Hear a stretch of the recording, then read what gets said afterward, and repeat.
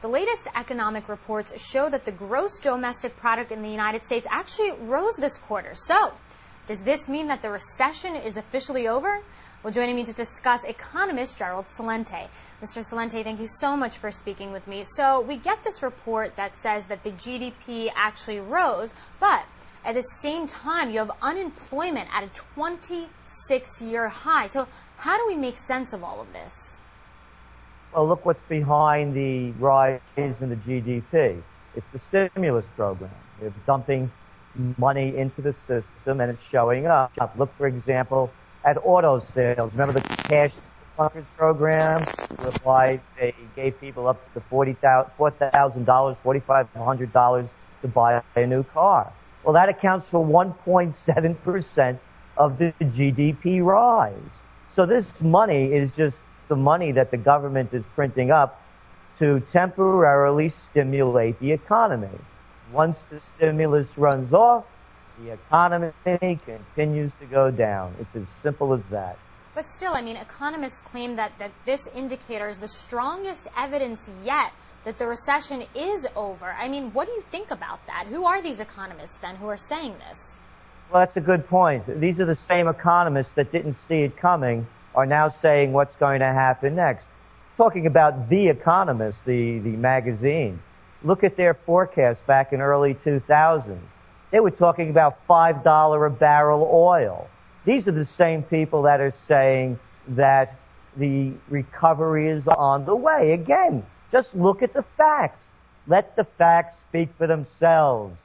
The GDP rise is a result of the trillions of dollars between the Bush administration's TARP program and President Obama's $787 billion plus stimulus package that's temporarily juicing the economy.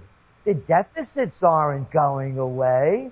They're up to $11.5 trillion. They're printing phantom money backed by nothing, and it's producing practically nothing. So this is only a temporary uplift.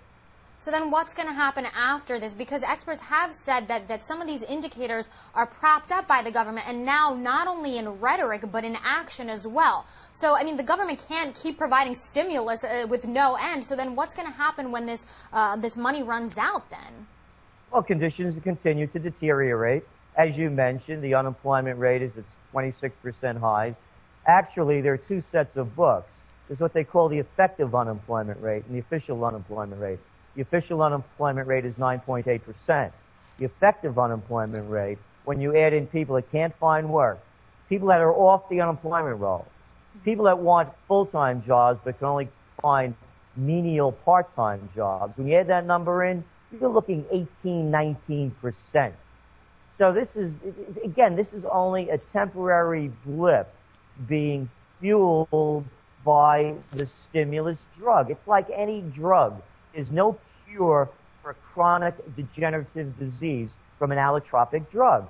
There's no cure for a chronic degenerative economy from a stimulus drug. It's not going to work. Everyone that doesn't have something vested into this, like the stockbrokers, those experts that are shilling for their companies, knows the reality.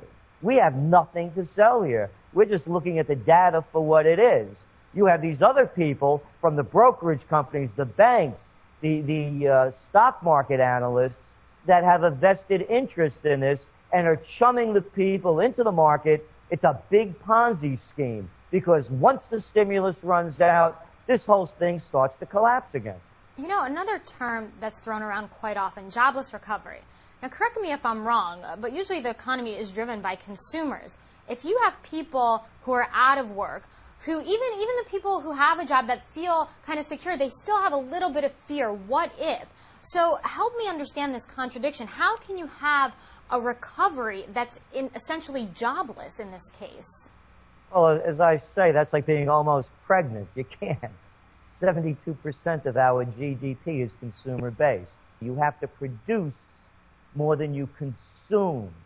So the whole concept, in theory, of freeing up lending so that banks could put out that money out there and people could borrow and rejuice the economy, it's fiction. And again, let's look at the numbers behind where this growth is also coming.